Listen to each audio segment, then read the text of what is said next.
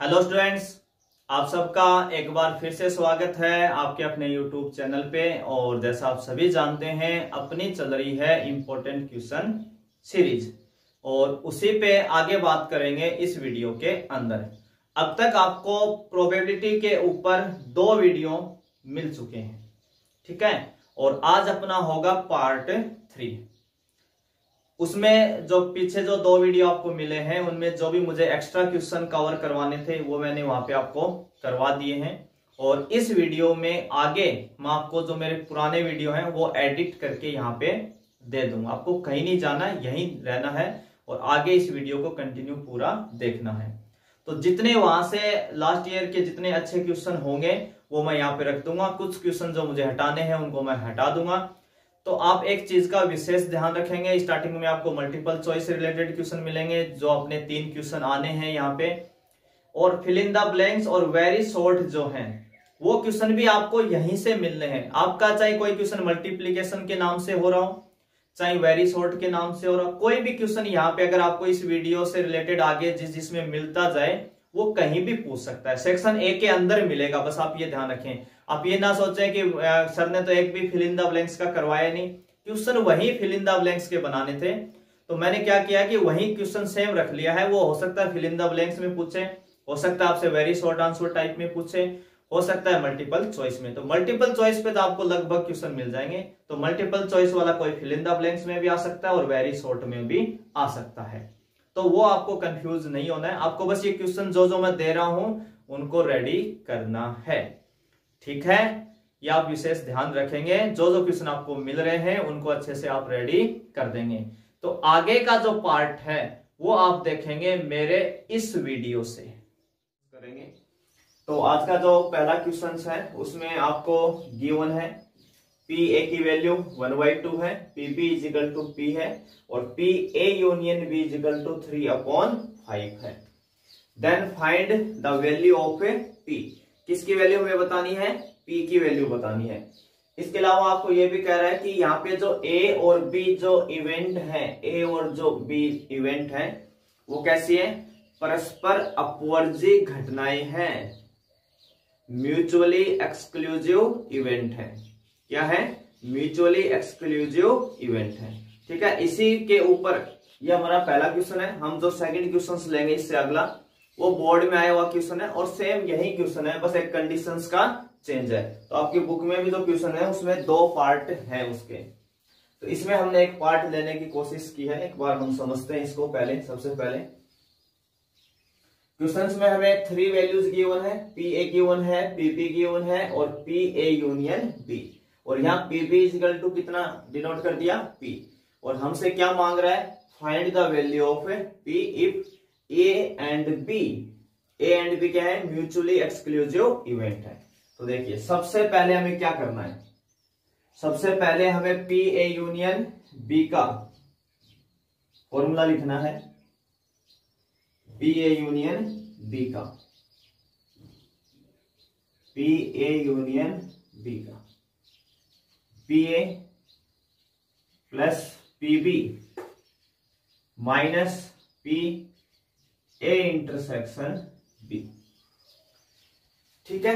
अब P A union B का ये फॉर्मूला होता है। हमारे पास पी ए यूनियन बी की वैल्यू है, पी ए की वैल्यू है, पी बी हमें पी दे ही रखा है, पी ए इंटरसेक्शन बी नहीं गिवन है, पी इंटरसेक्शन बी हमें नहीं गिवन है। बट हमें एक कंडीशंस यहाँ गिवन है कि ए एंड बी इवेंट क्या है? परस्पर अपवर्जी या mutually exclusive. In this case यानी जब दोनों इवेंट क्या हो? परस्पर म्यूचुअली एक्सक्लूसिव हो तो P A intersection B is equal to कितना हो जाता है? 0। पी ए इंटरसेक्शन बी की वैल्यू क्या हो जाती है? 0। हम 2 इवेंट को कब म्यूचुअली एक्सक्लूसिव बोलते हैं? जब दोनों के अंदर कुछ भी कॉमन ना हो।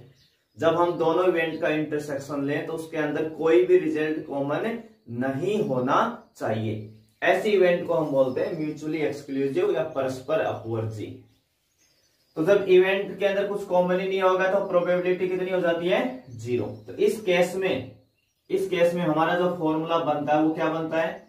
P A union B is equal to P A plus P B. आप चाहे तो डायरेक्ट लिख सकते हैं ये कंडीशन, डिनोट करके। अब पी ए यूनियन बी कितना गिवन आपको 3/5, यहां लिख देंगे 3/5। पी ए कितना गिवन है 1/2 और पी बी कितना गिवन है पी, तो हमें पी की वैल्यू पूछी है, तो पी इजिकल टू देखो कितना आ जाएगा ये 3/5 माइनस 1/2। एलसीएम लेंगे तो कितना आएगा ये 10, तो ये हो जाएगा 6 - 5 यानी 1/10। ये आपका क्या आ जाएगा आंसर आ जाएगा। ठीक है, तो जो कंडीशंस दी है उसको आप यूज करें। इसी में हम अगला क्वेश्चन जो है सेकंड, ठीक है, और सेकंड क्वेश्चन आपको स्क्रीन पे दिख रहा है और ये भी आप देख पा रहे होंगे कि ये बोर्ड 2013 यानी 2013 में पूछा गया है। देखिए इस क्वेश्चन में कोई खास चेंजिंग है नहीं। पी ए की वैल्यू 1/2 है, पी ए यूनियन बी 3/5 है और पी बी यहां क्या दे दिया x दे दिया। पी बी की वैल्यू क्या दे दी x दे दी, है ना। इतना हम ये रफ कर देते हैं, लगभग वैसा ही है, सेम ही क्वेश्चन है, बस थोड़ा सा चेंज कर दिया।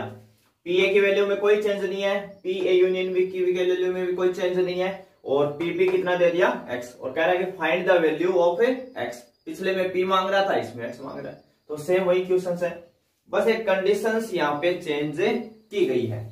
अब इन केस में देखिए पी ए यूनियन बी है, पी ए है, पी बी क्या नहीं है हमारे पास, पी ए इंटरसेक्शन बी की वैल्यू नहीं है।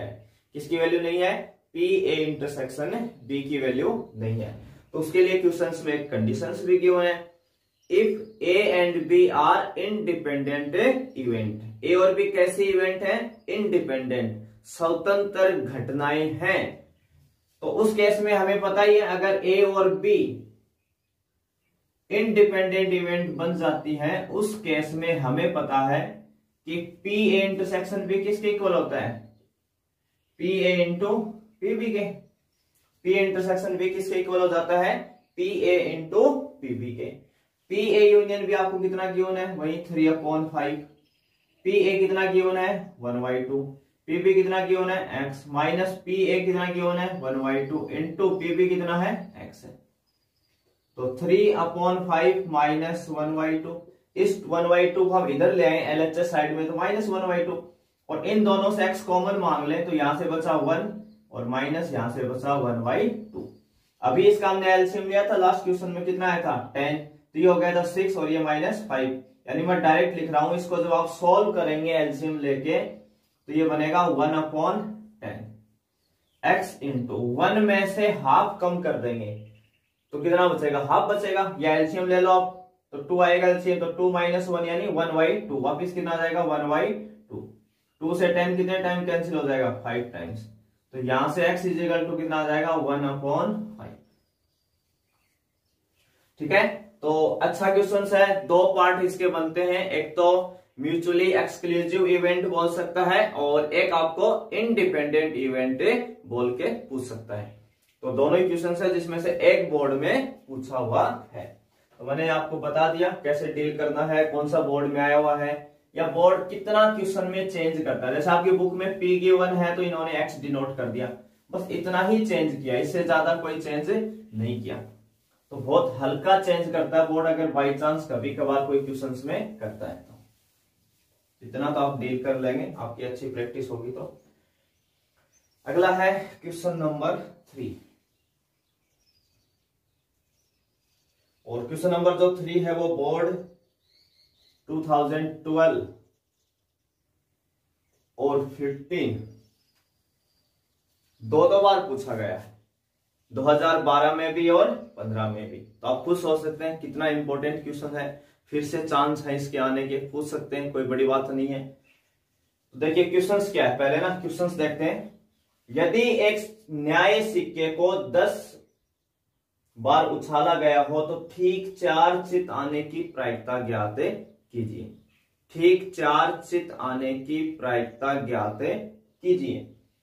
If a fair coin is tossed 10 times, find the probability of exactly 4 heads। तो जो स्टूडेंट कई बार ये सोचते हैं कि मुझे क्वेश्चंस पकड़ में नहीं आता कि कौन सी एक्सरसाइज का है, कौन सा मेथड मुझे यूज करना चाहिए। तो देखिए, अगर आपको कभी भी क्वेश्चंस के अंदर ये कहे कि कोई कॉइन है जिसको 10 टाइम टॉस किया गया है या 100 टाइम टॉस किया गया है या 5 टाइम्स टॉस किया गया है, तो आपको हमेशा बाइनोमियल डिस्ट्रीब्यूशंस का फॉर्मूला यूज करना है।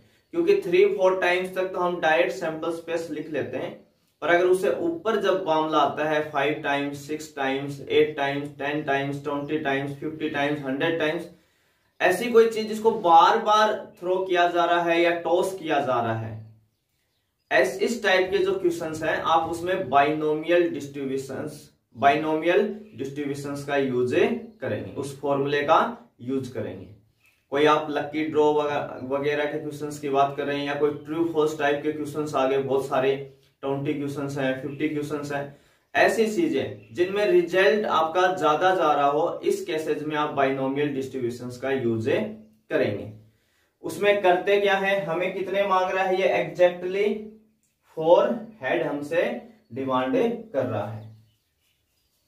तो जो अपनी बाइनोमियल डिस्ट्रीब्यूशंस होती है उसको अगर आपको अप्लाई करवाना है तो 2 ही वैल्यू आपको निकालनी है, एक तो P और एक Q, और एक होता है इसके अंदर N। 3 वैल्यू होती है P, Q और N। तो N का तो मतलब होता है कि आपने कॉइन को कितने टाइम्स टॉस किया है। तो यहां जो सिक्का है उसको कितने टाइम उछाला गया है या टॉस किया गया है, 10 टाइम्स। तो ये किसकी वैल्यू होती है, N की। P क्या होती है, प्रोबेबिलिटी ऑफ ए सक्सेस, और Q होती है प्रोबेबिलिटी ऑफ ए अनसक्सेस। यानी आप एक वैल्यू को सक्सेस मानेंगे, दूसरी अपने आप अनसक्सेस से आ जाएगी, क्योंकि हमें पता है P प्लस Q कितना होता है, 1। सक्सेस प्लस अनसक्सेस की जो प्रोबेबिलिटी का सम होता है वो कितना हो जाता है, 1 हो जाता है। तो यहां पे जो आप P को डिनोट करेंगे, P जो आप लेंगे,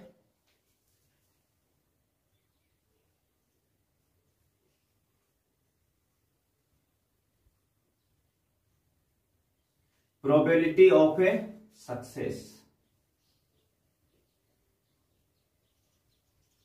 when getting head on coin,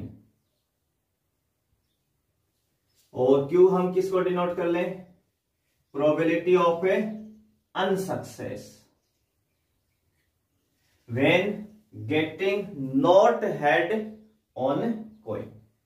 या इतना ही समझ लें, प्रोबेबिलिटी ऑफ अनसक्सेस। सक्सेस हम किसको बोल रहे हैं, सफलता की प्रायिकता हम किसको डिनोट कर रहे हैं, जब कॉइन के ऊपर क्या आएगा, हेड आएगा, ठीक है। और अनसक्सेस किसको बोल रहे हैं, जब नहीं आएगा। तो जब हेड नहीं आएगा क्या आएगा, टेल या नॉट हेड बोल रहे हैं आप, या इतना शॉर्ट में लिख लें कि प्रोबेबिलिटी ऑफ ए अनसक्सेस।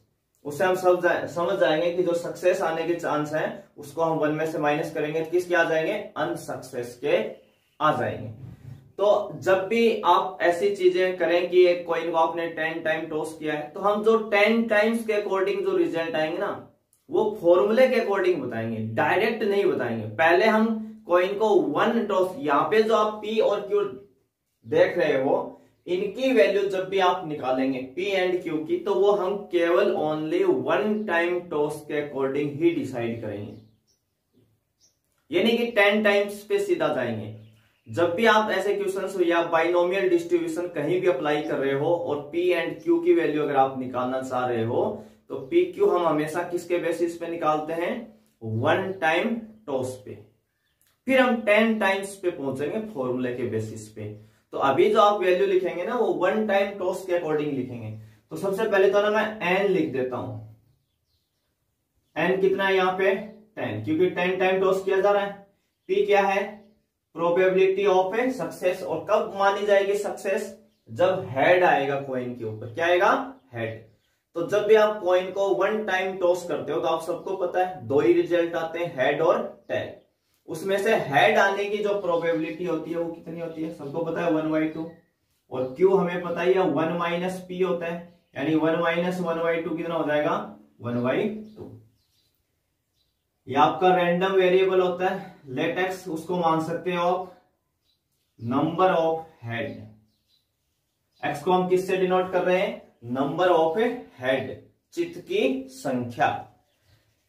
तो बाइनोमियल डिस्ट्रीब्यूशंस का फॉर्मूला कितना होता है, P X is equal to r n C r p की पावर आर इंटू क्यू की पावर एन माइनस आर। ये आपका फॉर्मूला होता है बाइनोमियल डिस्ट्रीब्यूशंस का। ये फॉर्मूला याद होना चाहिए आपका, और इसकी थोड़ी सी प्रैक्टिस है तो आप बहुत सी चीजों को पी क्यू तो डायरेक्ट भी सोच सकते हैं, कोई बड़ी वैल्यू नहीं आती है पी क्यू की, आसानी से क्वेश्चंस की थोड़ी सी प्रैक्टिस है तो पी क्यू आप डायरेक्ट सोच सकते हो और शॉर्ट में चीजों को जल्दी जल्दी कर सकते हो, मल्टीपल चॉइस के अंदर कोई बाई चांस ऐसा क्वेश्चन हमसे पूछे तो। पर अभी हमें कितने हेड मांग रहा है, एग्जैक्टली 4 हेड, ठीक 4 चित। तो देखो यहाँ पे जो x है, ये जो कैपिटल X जिसको हम रैंडम वेरिएबल बोलते हैं, यादृच्छिक चर, वो क्या बताता है, नंबर ऑफ हेड। और हमें कितने चाहिए क्वेश्चन में, नंबर ऑफ हेड 4, ठीक 4 चित। तो यानी इस r की वैल्यू कितनी हो जाएगी यहाँ पे 4, r की वैल्यू कितनी होगी 4, क्योंकि x किसको डिनोट करता है, नंबर ऑफ हेड, और वो कितने होने चाहिए 4, एग्जैक्टली 4, ना कम ना ज्यादा। तो इक्वल का साइन रहेगा यहाँ n कितना है 10, तो हो जाएगा 10 C4, p की वैल्यू कितनी है 1/2 की पावर 4। देखो यहाँ r है तो यहाँ भी r है, यहाँ 4 है तो यहाँ भी कितना आ जाएगा 4, क्यों भी कितना आपके पास 1/2, और यहाँ पावर कितनी आ जाएगी 10 माइनस 4। तो हम 10 माइनस 4 को क्या लिख सकते हैं, सीधा 6 है ना, धीरे धीरे आप डायरेक्ट। और मैंने कहा था इन दोनों वैल्यूज की जो भी पावर है, यहाँ 4 है और यहाँ 6, इन दोनों का सम हमेशा यहाँ n के इक्वल आना चाहिए। 4 + 6 कितना हो जाएगा 10, अगर यहाँ 4 है तो 10 में से 4 को लेस करके यहाँ लगा दो 6, 10 माइनस 4 कितना होता है 6। अब देखिए इसको ज्यादा सोल्व यहाँ मैं करूंगा नहीं, आप कर सकते हैं। 1/2 की पावर कितनी हो जाएगी टोटल 10, 1/2 की पावर कितनी हो जाएगी 10, 1 की पावर 10 तो 1 ही होता है, और 2 की पावर 10 होता है 1024, 1024, 1024, और 10C4 को आप कर लेंगे सोल्व, ठीक है। और इसमें अगर दिक्कत है तो मैं थोड़ा सा यहाँ डिस्कशन कर देता हूं एनसीआर के ऊपर। एनसीआर का जो बेसिक फॉर्मूला होता है वो होता है factorial n upon factorial r into factorial n minus r, ये फॉर्मूला होता है। मान लीजिए आप कल को निकालना चाह रहे हैं 5C2, आपको अगर कोई वैल्यू कहीं पे निकालनी है 5C2, अगर इस फॉर्मूले के बेसिस पे अगर आप सोल्व करना चाहते हैं तो कंपेयर करिए पहले। तो यहाँ n लिखा हुआ है और यहाँ कितना लिखा हुआ है 5, यहाँ r है और यहाँ 2, तो n की जगह कितना लिखवाना है फॉर्मूले में 5, तो ये लो जी 5, r की जगह कितना लिखवाना है यहाँ 2, तो यहाँ लो 2 रख दिया, और यहाँ लिखा हुआ n माइनस r, तो n कितना है 5 और r कितना है 2, तो 5 माइनस 2 कितना हो जाएगा फैक्टोरियल 3। अब इसको सोल्व कैसे करते हैं, फैक्टोरियल कैसे खुलता है, देखो फैक्टोरियल के अंदर यहाँ कितना लिखा हुआ है 5, उसको लिखिए 5, उससे कम कर दीजिए 4, उससे कम करेंगे 3, उससे कम करेंगे 2, उससे कम करेंगे 1, यानी आपको 1 तक इंटू आना है बस। अब यहां पे हम क्या कर रहे हैं 5 इंटू 4 इंटू 3, और 3 पे हमने जानबूझ के फैक्टोरियल वापिस लगा दिया। क्यों लगाया, क्योंकि हमें नीचे फैक्टोरियल 3 दिख रहा था कि ये इससे कैंसिल हो जाएगा, इसलिए हमने 3 पे फैक्टोरियल रोक लिया। आप जब चाहो वहां फैक्टोरियल रोक सकते हो, जितनी बार चाहो ओपन कर सकते हो। अब फैक्टोरियल 2 जो था नीचे, इसको हमने खोल दिया, पहले लिखेंगे 2 और फिर 1, क्योंकि 1 तक ही आना है, और फैक्टोरियल 3 हमने रख लिया सेम। तो ये फैक्टोरियल 3 से फैक्टोरियल 3 क्या हो जाएगा, हर बार कैंसिल हो जाएगा। तो इसी चीज को अगर आपको शॉर्ट में करना है, किसमें करना है शॉर्ट में, तो देखो कैसे करोगे। तो आप शॉर्ट में जब भी करें तो नीचे यहां जो वैल्यू लिखी होती है ना उसको देखो, कितना लिखा हुआ है यहाँ पे 2, तो ऊपर 5 का फैक्टोरियल 2 टाइम्स ओपन करवा दो। अगर नीचे 2 लिखा हुआ है तो 5 का फैक्टोरियल 2 टाइम्स ओपन करवा दो। 2 टाइम्स ओपन करवाने का मतलब 5 इंटू 4, यानी दो संख्याओं का मल्टीप्लाई आए वहां रोक दो।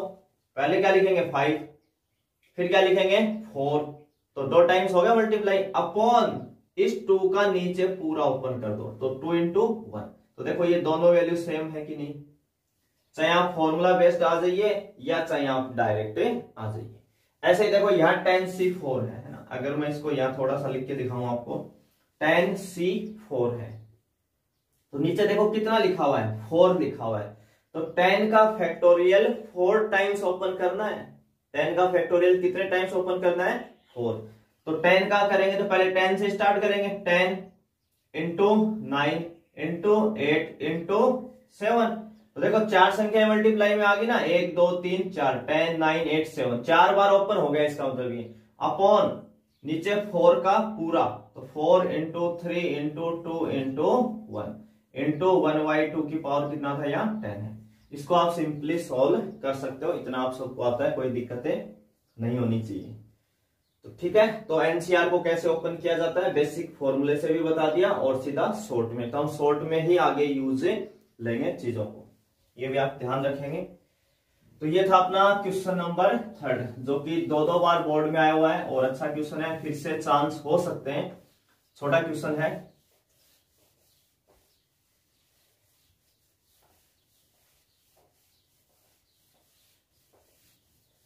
इसी में आगे लेंगे क्वेश्चन नंबर अपना 4। और क्वेश्चन नंबर जो 4 है वो देखिए, यह दिया गया है कि 2 पासों को फेंकने पे प्राप्त अंक भिन्न भिन्न है। अगर आप 2 डाइस को थ्रो करवा रहे हो तो उस पे जो नंबर्स हैं वो कैसे हैं, डिफरेंट डिफरेंट है, भिन्न भिन्न है। दोनों पासों पे प्राप्त अंकों का योग 4 होने की प्रायिकता ज्ञात कीजिए। यानी given that the 2 number appearing on throwing 2 dice are different, find the probability of the event the sum of number on the dice is 4। Sum of the number on the dice is 4। ठीक है, तो सबसे पहले method कौन सा लें, Bayes theorem लगेगी, probability distribution लगेगा या बाइनोमियल डिस्ट्रीब्यूशन लगेगा। तो देखिए अब इस क्वेश्चंस के अंदर आप जब भी कोई क्वेश्चन सॉल्व कर रहे हैं, अगर उसके अंदर 2 इवेंट्स आपको दिखती हैं, 2 इवेंट्स आपको अगर उसके अंदर गिवन है, जैसे क्या कह रहा है स्टार्टिंग में कि जो डाइस पे जो नंबर आ रहे हैं वो क्या है, डिफरेंट है। और फाइंड द प्रोबेबिलिटी, फिर कह रहा है फाइंड द प्रोबेबिलिटी किसकी, the event the sum of number on the dice is 4। तो एक इवेंट दे रहा है और फिर कोई एक इवेंट की प्रोबेबिलिटी आपसे मांग रहा है, इसका मतलब आपसे बात कर रहा है कंडीशनल प्रोबेबिलिटी के ऊपर, सप्रतिबंध प्रायिकता के ऊपर। अगर सप्रतिबंध प्रायिकता के ऊपर क्वेश्चन है तो हमें या तो E/F निकालना पड़ेगा या F/E निकालना पड़ेगा। तो ये हम कैसे डिसाइड करेंगे कि कौन सा निकालना है, तो ये आपको ध्यान रखना है, इसमें माइनर मिस्टेक हो जाती है हमसे काफी बार। तो जिसके साथ प्रोबेबिलिटी वर्ड जुड़ा होगा, जिस इवेंट के साथ, जैसे यहां प्रोबेबिलिटी वर्ड किसकी बात कर रहे हैं, पासों पे प्राप्त अंकों का योग 4 होना या the sum of number on the dice is 4, यानी जो नंबर है डाइस के ऊपर उनका सम कितना होना चाहिए, 4 होना चाहिए। इसके साथ प्रोबेबिलिटी वर्ड जुड़ा हुआ है। अगर आप इस इवेंट को E नाम देते हो, क्या नाम देते हो, E, तो आपको E/F निकालना है। अगर आपने इसको F नाम दे दिया तो आपको फिर F/E निकालना है। ये आप विशेष ध्यान रखेंगे। तो हम क्या करेंगे, हम हमेशा जिसके साथ प्रोबेबिलिटी वर्ड जुड़ा होगा उसको E डिनोट कर देंगे, बची हुई को F डिनोट कर देंगे। तो हमारे हर केस में E/F हमें सोल्व करना होगा। तो सबसे पहले अगर आप 2 डाइस को कभी भी थ्रो करवाते हो तो हमें पता है उसके सैंपल स्पेस में टोटल आउटकम्स या टोटल रिजल्ट या प्रति 10 समष्टि के टोटल रिजल्ट जो है वो कितने आएंगे, 36 आएंगे। ये 36 कौन से होते हैं, 1 1 1 2 1 3 1 4 1 5 1 6, फिर 2 1 से लेके 2 6, 3 1 से लेके 3 6, 4 1 से लेके 4 6, 5 1 से लेके 5 6 और 6 1 से लेके 6 से 6।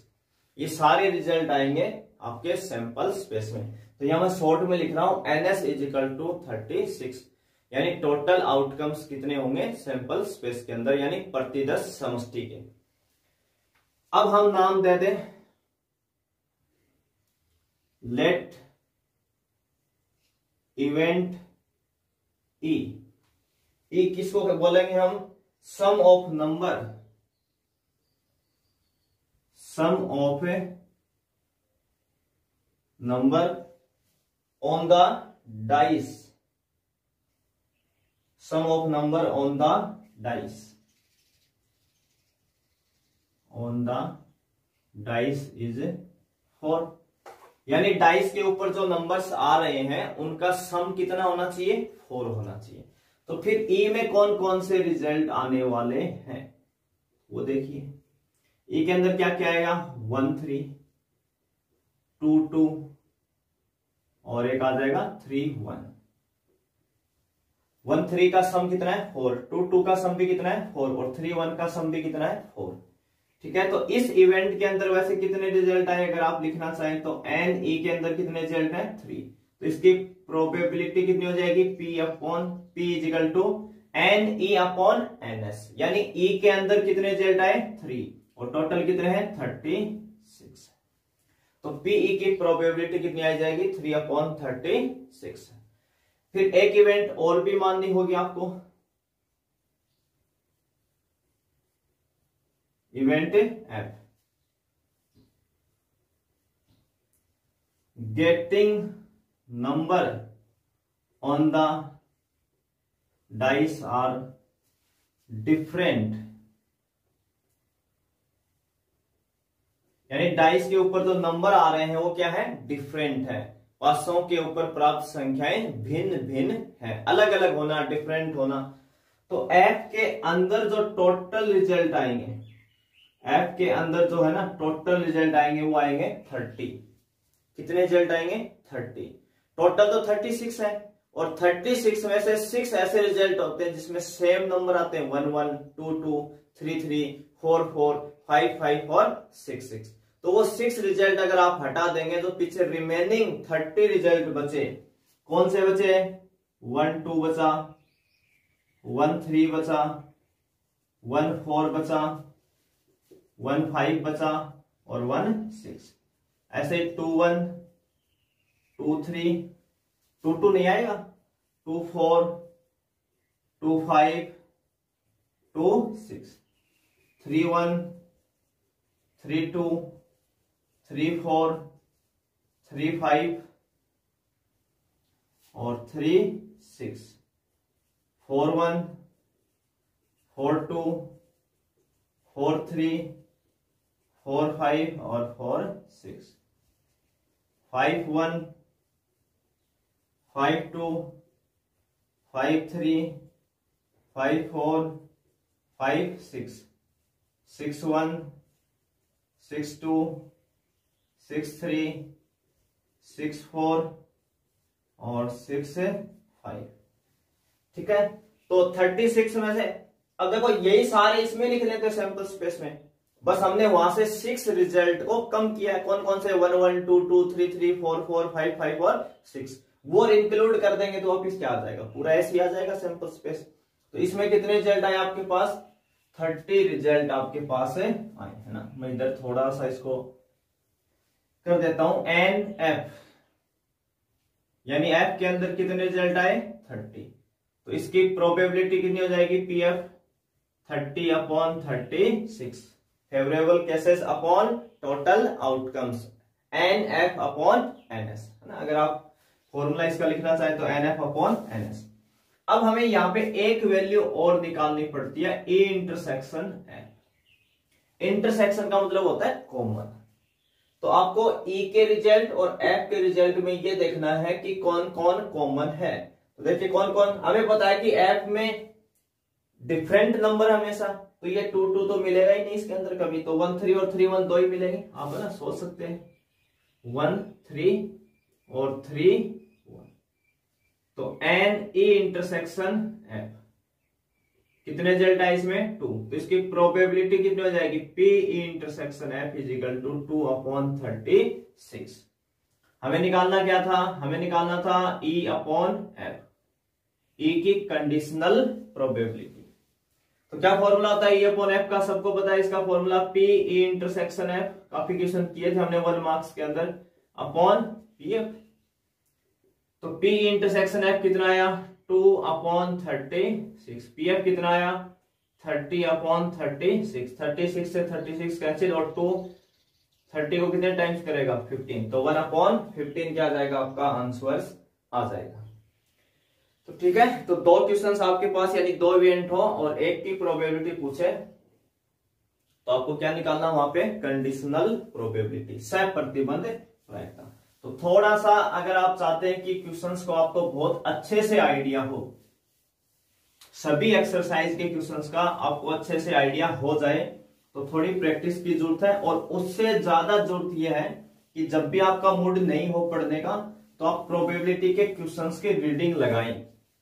उससे क्या है कि आपको एकदम से आइडिया हो जाएगा कि इस टाइप का क्वेश्चन इस एक्सरसाइज में है, इस टाइप का क्वेश्चन इस एक्सरसाइज में। कोई एक दो क्वेश्चन थोड़ा बहुत आपको कंफ्यूज कर सकता है, बाकी मैं तो आपको देख के वैसे ही आइडिया हो जाता है कि मुझे बेस थ्योरम लगानी चाहिए या प्रोबेबिलिटी डिस्ट्रीब्यूशन मांग रहा है या मीन मांग रहा है, तो वो क्वेश्चन में ही गिवन होगा, तो उसमें वैसे ही आइडिया हो जाएगा लगभग क्वेश्चंस में। चलिए इसी में एक नेक्स्ट क्वेश्चन, क्वेश्चन नंबर 5।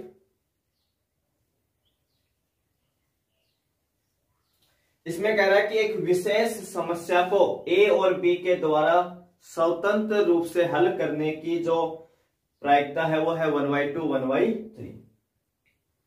यदि दोनों स्वतंत्र रूप से समस्या को हल करने का प्रयास करते हैं तो प्रायिकता ज्ञात कीजिए कि उनमें से तथ्यतः कोई एक समस्या हल कर लेता है। और probability of solving specific problem independently by A and B are 1/2 and 1/3 respectively if both try to solve the problem independently find the probability that exactly one of them solve the problem। कोई एक problem को solve करे, one of them तथ्यत एक, यानी कोई एक time पे एक ही सोल्व कर सकता है, यानी दोनों नहीं कर सकते, इस बात की हमसे प्रोबेबिलिटी मांग रहा है। तो सबसे पहले क्वेश्चंस में गिवन क्या है, कोई बंदा है ए जो प्रॉब्लम अगर सोल्व करता है तो उसकी प्रोबेबिलिटी कितनी गिवन है 1/2। इसी के अलावा ऐसे कोई एक बंदा बी है दूसरा, अगर वो प्रॉब्लम को सोल्व करता है उसकी प्रोबेबिलिटी कितनी गिवन है हमें 1/3 है। तो ये तो प्रॉब्लम को सोल्व करने की प्रोबेबिलिटी है, उसके चांस है। तो नहीं होने के चांस भी हम अभी निकाल देंगे ऐसे केसेस में। तो पी ए डैश कितना होता है 1 - पी, तो 1 में से हाफ को अगर आप माइनस कर देते तो हाफ ही आ जाएगा। ऐसे पी के द्वारा जब प्रॉब्लम सोल्व ना हो तो उसके चांसेस क्या है पी बी डैश, तो ये कितना हो जाएगा 1 - पी बी, और 1 - 1/3 कितना हो जाता है 2/3 हो जाता है। 1 - 1/3 कितना हो जाएगा 2/3 हो जाएगा। ठीक है, और एक आपको हमें इसमें क्या निकालना है अब। अच्छा, अब हम जो प्रोबेबिलिटी हमसे मांग रहा है, किसकी प्रोबेबिलिटी मांग रहा है,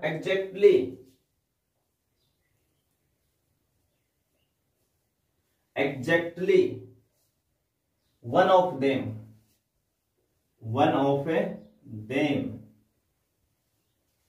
solve the problem। Exactly one of them solve the problem। तथ्यत कोई एक समस्या हल करना, तथ्यत उनमें से कोई एक द्वारा समस्या हल करना, हिंदी में ऐसे लिख लेंगे। बुक क्वेश्चंस में आपको लैंग्वेज गिवन है, केवल एक ही सोल्व करेगा एक टाइम पे, दोनों नहीं कर सकते। तो क्या चांस होंगे, देखो इस केस में मान लो अगर ए के द्वारा प्रॉब्लम सॉल्व हो जाती है तो फिर बी नहीं कर सकता, क्योंकि अगर ए प्रॉब्लम सॉल्व कर रहा है तो बी नहीं कर सकता, क्योंकि अगला एग्जैक्टली वन कह रहा है कि कोई एक से ही होनी चाहिए, दोनों से नहीं होनी चाहिए। और यानी या हिंदी में या ऐसा हो सकता है जिस दिन ए से ना हो तो फिर बी को तो करनी ही पड़ेगी, क्योंकि कोई एक तो करेगा ही करेगा सोल्व। तो दो केसेस बने इनके, पी ए इंटू, देखो जब भी हम ऐसे लिखते हैं ना ए बी डैश, इसके बीच में क्या होता है इंटरसेक्शन होता है। क्या होता है इंटरसेक्शन, और दोनों इंडिपेंडेंट है। ये बात कर रहे हैं कि एक ए और बी जो है वो इंडिपेंडेंटली यानी स्वतंत्र रूप से सोल्व कर रहे हैं। तो पी अगर ए बी इंडिपेंडेंट है तो ए बी डैश भी इंडिपेंडेंट है, और ए डैश बी भी क्या है इंडिपेंडेंट। तो मल्टीप्लाई में ला सकते हैं आप इनको, और का मतलब क्या होता है प्लस, ऐड करना। तो बस आपको इनकी वैल्यू रखनी है। पी ए कितना गिवन था 1/2, P B dash 2y3 plus P A dash 1y2 और पी बी कितना है 1y3। तो कुल मिला के ये कितना बनेगा, 2 से 2 तो कैंसिल ही हो गया, तो ये कितना बचा 1y3 प्लस 1y6। एलसीएम कितना आ जाएगा 6, यहां से 1y3 बचा और यहां से 1y6, तो एलसीएम आ गया 6, तो 2 प्लस 1 यानी 3y6 कितना आ जाएगा 1y2 आ जाएगा। तो अच्छा क्वेश्चन है और इजी भी है, कोई ऐसी दिक्कतें नहीं है। पी ए और पीबी गिवन है, बस आपको पी ए डैश और पीबी डैश निकालना है और कंडीशंस में वैल्यू रख देनी है। ठीक है।